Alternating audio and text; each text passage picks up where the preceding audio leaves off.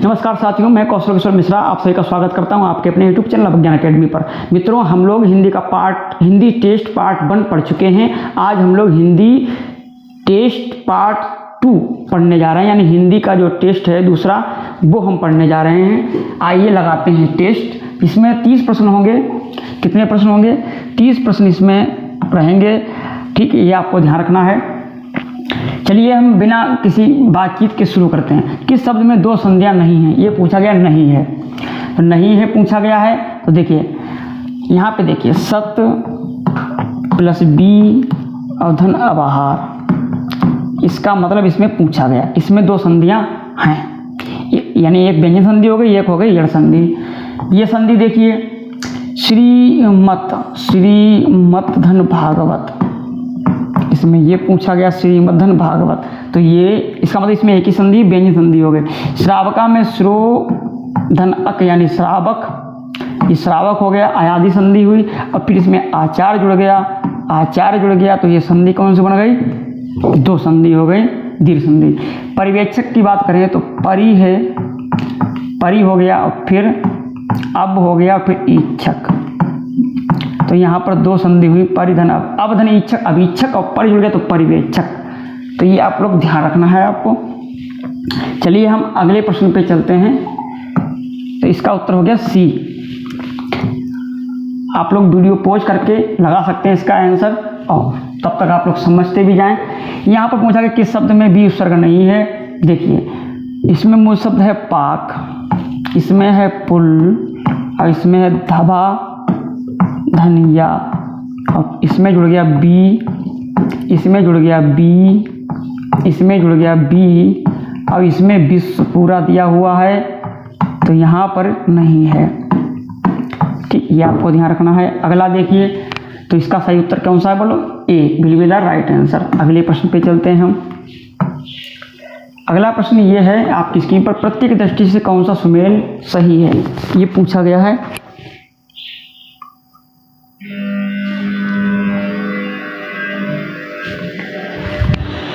गर्मी लग रही थी।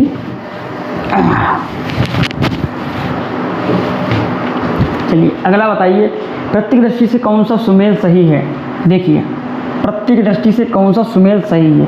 प्रत्यय निकालना यानी मूल शब्द। देखिए इसमें मूल शब्द है दुश्मन, इसमें है सफेद, इसमें है कंटक, इसमें बाजार। अब देखो बाजार निकाला तो क्या बचा? ऊ, केवल ऊ बचा, आरू नहीं बचा, तो ये गलत हो गया। इसमें देखिए कंठ में अक जोड़ा तो कंटक हो गया। ठीक, कंटक में फिर इत जुड़ा तो कंटकित हो गया, यानी ता प्रत्यय नहीं होगा, इत प्रत्यय होगा। सफेद में बचा, सफेद निकाल दिया तो बचा क्या? आ, तो इसमें आ है, इसका मतलब ये भी नहीं है, ये भी नहीं है, ये भी नहीं, ये है। अब ये कैसे है? इसमें ई प्रत्यय है, दुश्मन निकालेंगे तो ई बचेगा। बहुत बढ़िया, ये वाला सही है। चलिए अगले प्रश्न पे चलते हैं। अगला प्रश्न आपकी स्क्रीन पर ये रहा, सब लोग स्वार्थांध होकर दिन रात लीपा पोती में लगे रहते हैं। इस वाक्य में कौन सा समास नहीं है? ये प्रश्न जो है ना, इनके करने से ये फ़ायदा है कि पूरा टॉपिक क्लियर हो जाएगा। जटिल से जटिल बनाने का प्रयास किया गया है। देखिए सब लोग स्वार्थांध होकर दिन रात लीपा पोती में लगे रहते हैं। इस वक्त कौन समास नहीं? बहुब्रीहि क्या है इसमें? सब लोग स्वार्थांध होकर दिन रात लीपा पोती। हाँ, लीपा पोती में हो सकता है, लीपा पोती। वैसे लीपा पोती में समास लीपा पोती आदि भी होता है, ठीक है, लेकिन यहाँ पर क्या होगा? लीपा पोती में द्वंद्व भी हो सकता है और बहुब्रीहि भी है, क्योंकि लीपा पोती मतलब झूठ बोलना होता है। कर्म धारे नहीं दिख रहा है। तत्पुरुष देखो कोई है? द्वंद्व दिख रहा है, दिन रात, द्वंद्व जो है वो दिख रहा है, द्वंद्व में दिन रात दिख रहा है, लीपा पोती। अब सब लोग स्वार्थ से अंधे, यानी तत्पुरुष, तो इसमें स्वार्थांध में हो गया। स्वार्थांत में हो गया तत्पुरुष। कर्मधारय कहीं दिख नहीं रहा, विशेषता बताने वाला है नहीं, तो बी उत्तर जो है इसका सही होगा। कौन सा उत्तर सही हो जाएगा? बी वाला एकदम से सही हो जाएगा। चलिए प्रश्न नंबर 5 पे आते हैं हम। ये रहा 5वां प्रश्न। चलिए भाई 5वां प्रश्न, कौन सी भाववाचक संज्ञा जातिवाचक संज्ञा से बनी है? खेल, कोमलता, पथराव, अपनापन। इनमें से कौन सा भाववाचक संज्ञा जातिवाचक से बनी, यानी जातिवाचक से? तो ये खेल देखिए, कोमलता, कोमलता में कोमल है, और कोमल क्या है बोलो? तो कोमल एक विशेषण है, विशेषण। तो विशेषण से बनने वाली भाववाचक संज्ञा है। इसमें पत्थर है, पत्थर है, और इसमें अपना है, अपना, अपना सर्वनाम है, तो ये भी उत्तर नहीं हुआ। अब खेल है कि पथराव, ये बताना है हमको। तो 5वें का उत्तर कौन सा होगा बोलो? पत्थर संज्ञा है जातिवाचक, ये सही है। और ये खेल ये नहीं है, खेलना क्रिया से बनी है, ठीक है। चलिए अगला प्रश्न देखते हैं। किस वाक्य में सार्वनामिक विशेषण नहीं है?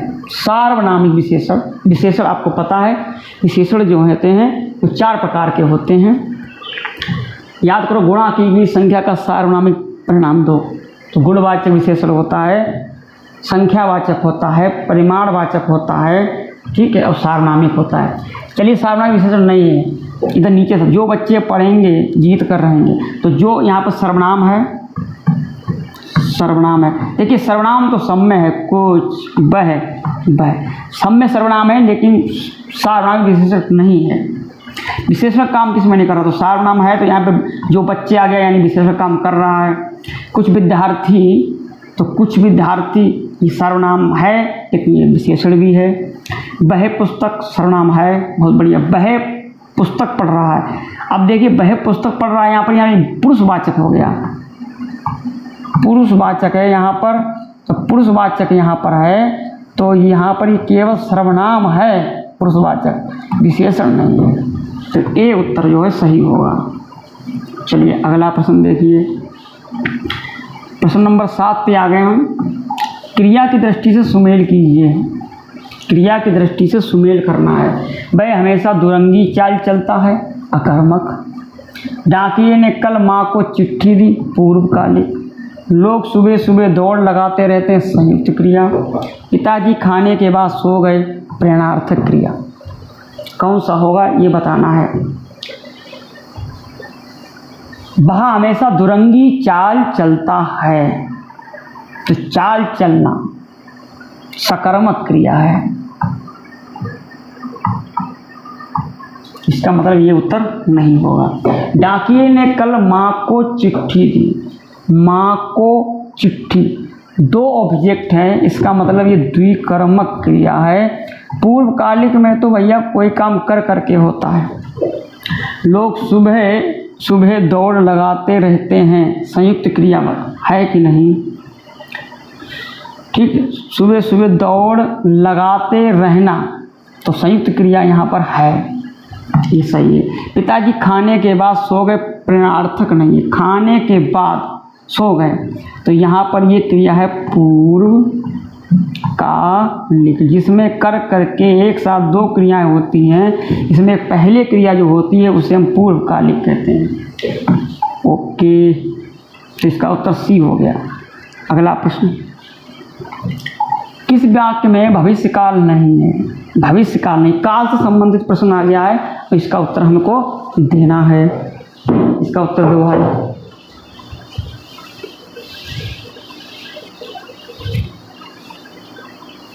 काल से संबंधित प्रश्न आ गया है, इसका हमें उत्तर देना है।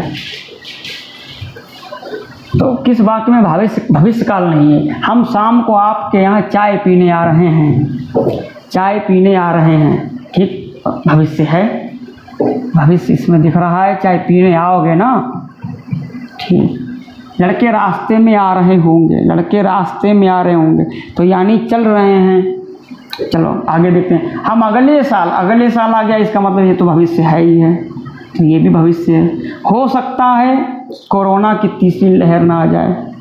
तो भाई ये बात जो है भविष्य की है, तो ये भी भविष्य, ये भी भविष्य है।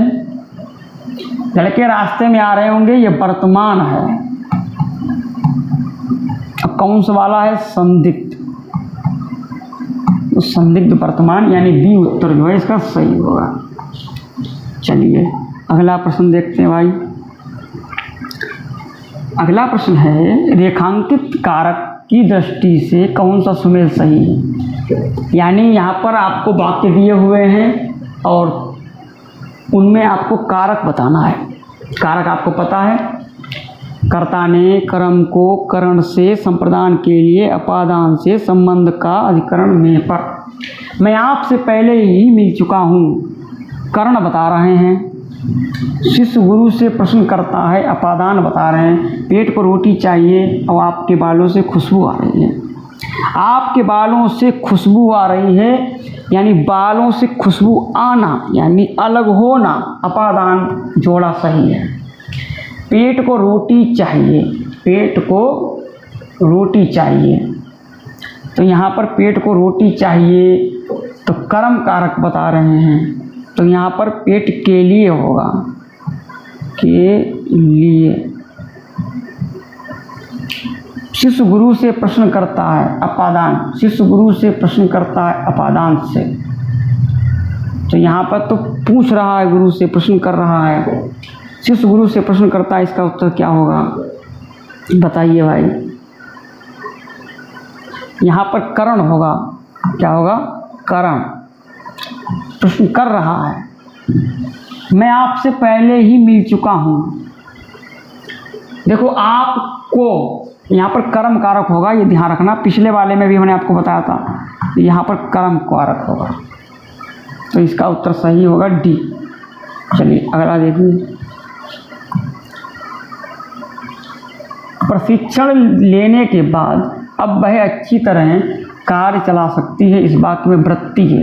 कौन सा एटीट्यूड इसमें बताया गया है? प्रशिक्षण लेने के बाद अब वहाँ अच्छी तरह कार्य चला सकती है, ये हमसे पूछा गया है।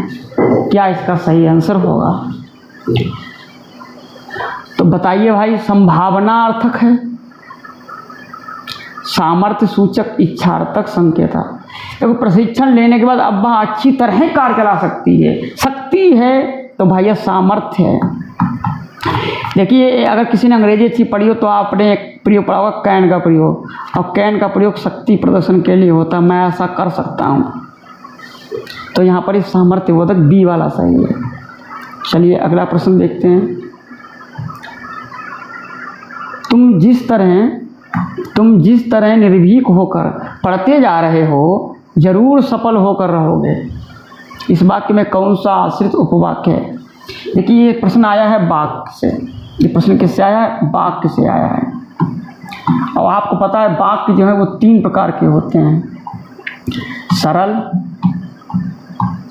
संयुक्त और मिश्र।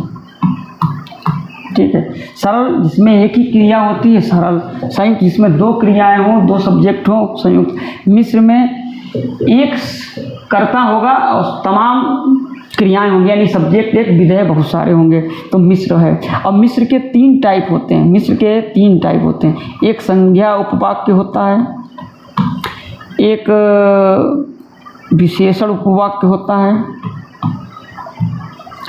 और एक होता है क्रिया विशेषण। 3 प्रकार के उपवाक्य होते हैं। ठीक है, ये आप लोग ध्यान रख। संज्ञा वाले में की का अर्थ होता है, ध्यान रखना। विशेषण में एक दूसरे का संबंध हुआ, एक वाक्य दूसरे वाक्य संबंध बताया। क्रिया विशेषण में समय के बारे में बताया जाता है, रीति बताई जाती है, स्थान के बारे में बताया जाता है, कारण बताया जाता है। अब देखिए तुम जिस तरह निर्भीक होकर पढ़ते जा रहे हो जरूर सफल होकर रहोगे। फिलहाल ये वाक्य तो है मिश्र का, ये तो सही है। अब इसमें अंदर वाला प्रश्न पूछा कि संज्ञा है कि विशेषण है, क्रिया विशेषण। विशेषण अगर आश्रित वाक्य होता तो इधर वाले वाक्य में सब्जेक्ट हो वो उधर भी होता। तुम जिस तरह निर्भीक होकर पढ़ते जा रहे हो जरूर सफल होकर रहोगे, तो यहाँ पर एक रीति बताई गई जिसे आप पढ़ रहे हो, तो यहाँ पर एक क्रिया विशेषण आश्रित उपवाक्य है, ठीक, ध्यान रखना। तो इसका उत्तर सी होगा। चलिए अगला देखिए, ये भाई देखिए प्रश्न, पर्यायवाची, तीनों पर्यायवाची शब्दों की दृष्टि से कौन सा विकल्प सही नहीं है, ये वाला पूछा गया है। पहला ऑप्शन है शोणित रुधिर रक्त, बी है कौमुदी ज्योत्सना चंद्र मरीच, और तीसरा है चीर पय तोय, और डी है विपिन दाव कान। किसमें कौन सा विकल्प सही नहीं है? शोणित खून को कहते हैं, रुधिर खून को कहते हैं, रक्त खून को कहते हैं, यानी इसका मतलब ये सभी खून के पर्यायवाची हैं। कौमुदी चांदनी कहते हैं, ज्योत्सना चांदनी कहते हैं, चंद्र मरीच भी चांदनी कहते हैं, इसका मतलब ये सारे चांदनी के पर्यायवाची हैं, जो एकदम सही है। चीर खीर को कहते हैं, पय, ठीक है, और तोय जो है वो जल का पर्यायवाची है। बहुत जटिलता दिखाई गई, ध्यान रखना। तो ये आला उत्तर नहीं है। विपिन वन को कहते हैं, दावानल यानी दाव पड़ा होगा, ये भी वन को कहते हैं, कानन भी वन को कहते हैं, इसका मतलब ये सभी के सभी वन के पर्यायवाची हैं। तो यहाँ पर सी उत्तर जो है वो सही होगा। चलिए अगला प्रश्न, अगले प्रश्न पे आते हैं। वर्तनी की दृष्टि से सभी शब्द किस विकल्प में शुद्ध हैं? अधिशासी, पुष्टिकरण, छटा, दुसाध्य, उच्छ्वास, कृतज्ञ, उपलक्ष्य, कृपणता। वर्तनी की दृष्टि से सभी शब्द किस विकल्प में शुद्ध हैं? तो देखिए इसमें आप अगर हम बात करें अधिशासी, इसमें अधिशासी गलत है, क्योंकि अधिशासी जो है, अधिशासी ये हम पढ़ा चुके हैं, शासन करना मतलब शासी। उच्छ्वास और कृतज्ञ यहाँ पर गलत दिखाई दे रहा है, कृतज्ञ ये होगा। उपलक्ष्य देखिए, उपलक्ष्य जो है इस तरीके से लिखा देखेगा, तो यहाँ पर ये गलत है, ये गलत है, और यहाँ पर ये, तो ये छठा और दुसाध्य सही है। छठवां गलत होता है और दुसाध्य गलत होता है, ये ध्यान रखना।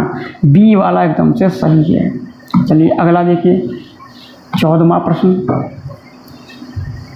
14वां प्रश्न देखिए, रामधारी सिंह दिनकर ने कहा उर्वशी मेरी उत्कृष्ट रचना है, उक्त वाक्य में कौन सा विराम चिन्ह नहीं लगेगा? विराम चिन्ह की बात करें तो विराम चिन्हों की संख्या 20 होती है, संख्या 20 होती है, ठीक है।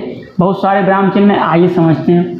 रामधारी सिंह दिनकर ने कहा, देखो सेंटेंस कैसे लिखा जाएगा, इस पहले देखो, राम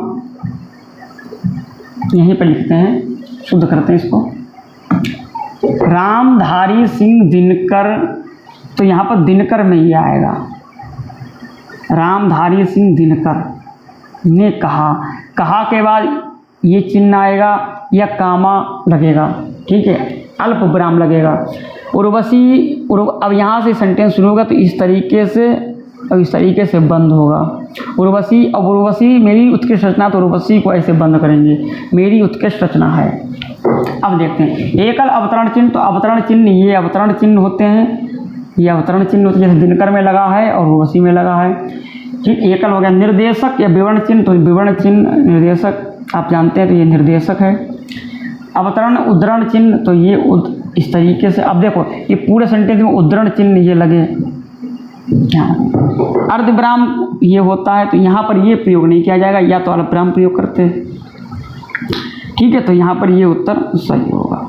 चलिए अगले प्रश्न पे चलते हैं। 15वां प्रश्न आपकी स्क्रीन पर ये रहा, किस शब्द का संधि विच्छेद सही है? संधि विच्छेद से प्रश्न आया है, कौन सा सही है? देखो धनुष ज्ञान गलत बात है, धनुहु धन ज्ञान होता है, विसर्ग संधि होगी इसमें। उपनिषद सार, तो यहाँ पर उपनिषद होता है, प्लस सार होना चाहिए था, तो ये दोनों गलत हो गए। मच्छिसा, सदिच्छा, सदिच्छा, सच्छिसा, तो यहाँ पर सत होना चाहिए था, सत, तो ये गलत है। सतधन शिक्षा होना चाहिए था। दंछत यानी यही सही है, दंत धन छद, ठीक है। जब स्वर का मेल छा से होता है तो फिर चा का आगम हो जाता है, चा का आगम हो जाता है। चलिए अगले प्रश्न पे चलते हैं। किस शब्द में दो उपसर्ग नहीं है? किस शब्द में दो उपसर्ग नहीं? व्याकरण, सुअवसर, अभिमन्यु, प्रतिनियुक्ति। तो किस में दो उपसर्ग नहीं है? आइए चेक करते हैं। इसमें कर्ण शब्द है, फिर इसमें हमने बी तो बी धन करण, तो बी व्याकरण नहीं, बी धन आ, तो बी आकरण, सु धन अवधन सर, तो इसमें दो उपसर्ग हो गए। अभिमन्यु में अभी उपसर्ग है और आगे प्रत्यय है, तो यहाँ पर यही उत्तर सही होगा। प्रति, इसमें प्रति है और नी है, ठीक है। तो इसका मतलब उत्तर कौन सा हो जाएगा? इसका मतलब उत्तर हो जाएगा इसमें दो उपसर्ग नहीं है, तो Abhimanyu is the right answer, C will be the right answer. चलिए अगला प्रश्न देखते हैं। किस शब्द में आ प्रत्यय नहीं है, ये बताना है। अगर आपको ये क्लास अच्छी लग रही है तो अभिज्ञान अकेडमी से जुड़े रहें। पूरे हम कम से कम 50 टेस्ट ऐसे लाएंगे, शानदार टेस्ट, ठीक है, जो आपको बहुत फ़ायदे होंगे। और इसकी एक प्लेलिस्ट बना दी जाएगी, प्लेलिस्ट आपको बना देंगे हम, ठीक है। और पहला टेस्ट जो लाइव लिया था वो भी इसमें मिल जाएगा। किस शब्द में आप प्रत्यय नहीं है? देखिए यहाँ पर कुशल शब्द था, अब कुशल में आ जुड़ा तो कौशल हो गया, प्रत्यय आ है। दौत में अगर हम बात करें तो दूत धनिया तो दुत्तौत, तो इसमें आ प्रत्यय नहीं है, ये उत्तर सही है, गलत। सौर में सूर धन आ, तो ये भी है। वसुदेव धन आ, तो ये भी है। इसका मतलब इसका सही उत्तर कौन सा हो जाएगा? इसका उत्तर होगा बी। चलिए अगले प्रश्न पे चलते हैं। अगला प्रश्न है, समास की दृष्टि से निम्नलिखित में से कौन सा विग्रह सही है? कौन सा विग्रह सही है, ये बताना है। तो देखिए यहाँ पर कौन सा विग्रह सही है। ग्राम का वासी गलत है, ग्राम में वास करने वाला, ग्राम में वास करने वाला होना चाहिए था। राजद्रोह, राज से द्रोह, राजद्रोह का क्या होगा ये बताना है आपको।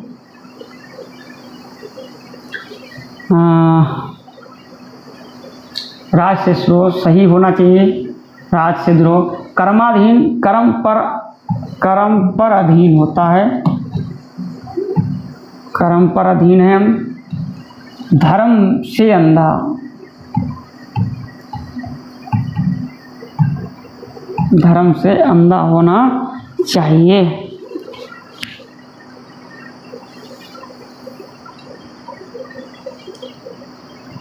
धर्म में अंधा, धर्म से अंधा, इसका कौन सा उत्तर सही होगा? चलिए आगे, इसका उत्तर आप लोग कमेंट में दें। 18 का, मैं कंफ्यूज हो गया हूँ।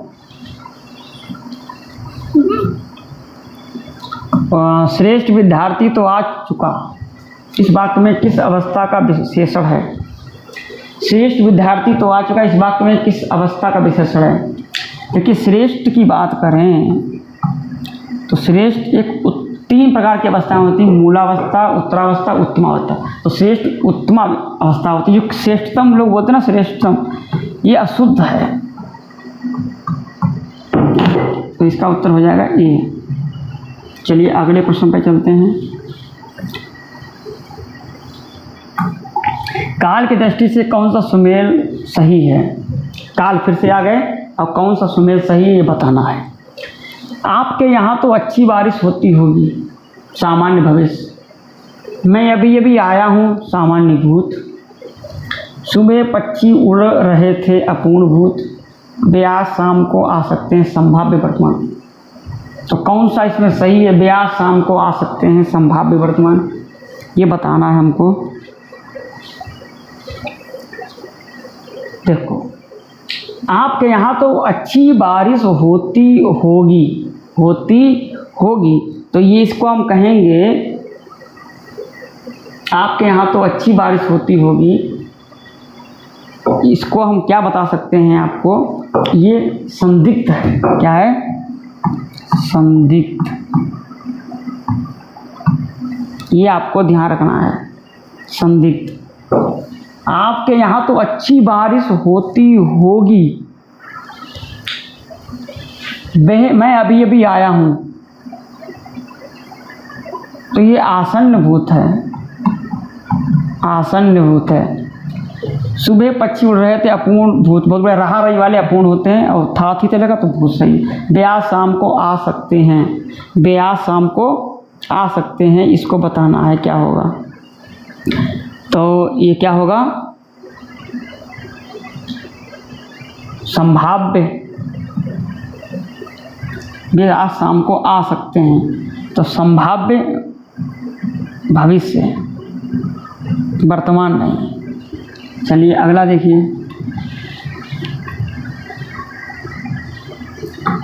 यही लड़का लगातार दुबलाता जा रहा है, वाक्य में पक्ष है।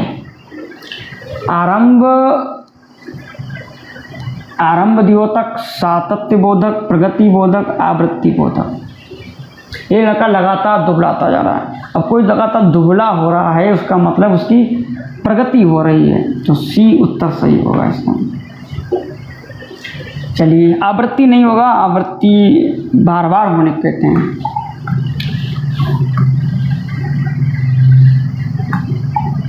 इस वाक्य में कौन सा अव्यय नहीं है? छी आपको भी उन्होंने नहीं बख्शा।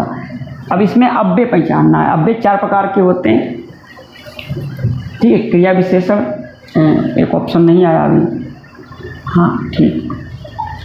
क्रिया संबंध, देखिए यहाँ पर छी, तो छी जो है विस्मयादि बोधक होता है, विकल्प में है नहीं, तो कोई बात नहीं। आपको जो है वो संबंध बोधक है, भी निपात है, नहीं नकारात्मक है, समुच्चय बोधक लेकिन किंतु परंतु पर इसलिए वगैरह है नहीं, तो यही उत्तर डी सही है। बहुत बढ़िया।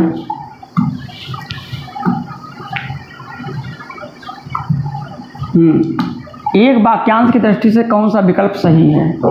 जो धन को कम खर्च करता है, अपव्यय, जो धन को कम खर्च करता है उसे हम मितव्यय कहते हैं, मितव्यय, ठीक। तो ये गलत। जो इस संसार से संबंधित, इस संसार से संबंधित है, तो वो यही लौकिक, यही लोक। जो मृत्यु के बहुत निकट हो, आसन्न मृत्यु,